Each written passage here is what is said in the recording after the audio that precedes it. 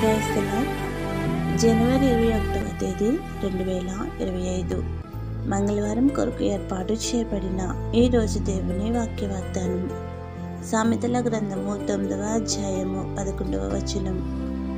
నా వలన నీకు దీర్ఘాయువు కలుగును, నీవు జీవించు సంవత్సరములు అధికములగును. ఆమేన్. ప్రియమైన దేవుని జనాంగమా, యేసుక్రీస్తు ప్రభువు దీవెనలు ఆశీర్వాదములు మన జీవితములకు ఎంతో ఉపయోగకరములు.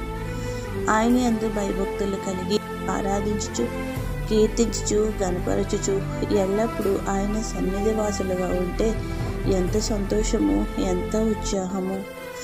అదే మనకు సంపూర్ణ ఆరోగ్యం, ఆయుష్తో నింపి దీర్ఘాయుషు కలుగజేస్తుంది.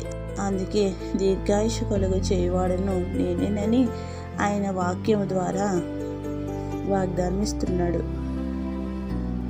శిలువ శ్రమలో కూడా యేసయ్య నీ వైపు నా వైపు చూచుచు నీ భారం నా మీద వేయమని మీకోసం, మీ పిల్లల కోసం కన్నీరు కార్చండి, మొరపెట్టండి అని మనకు చెప్పి ఉన్నారు, ఆదరణ ఇచ్చి ఉన్నారు.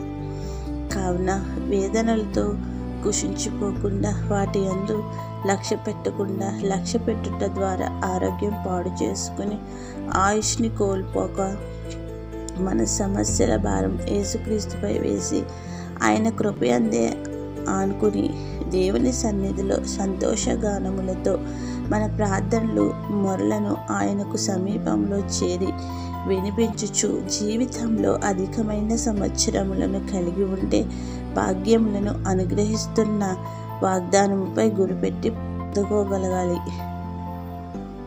సర్వశక్తుడైన యేసుక్రీస్తు నామమున దీర్ఘాయుషును, అధికమైన సంవత్సరములను పొందే స్థితిని ఆయన కృపావాత్సల్యముతో మనందరికీ అనుగ్రహించును గాక. ఆమేన్. ఇట్లు దేవుని సువార్త పరిచర్యలో మీ సహోదరి. ఆమేన్. God bless you. అందరికీ మరణాత.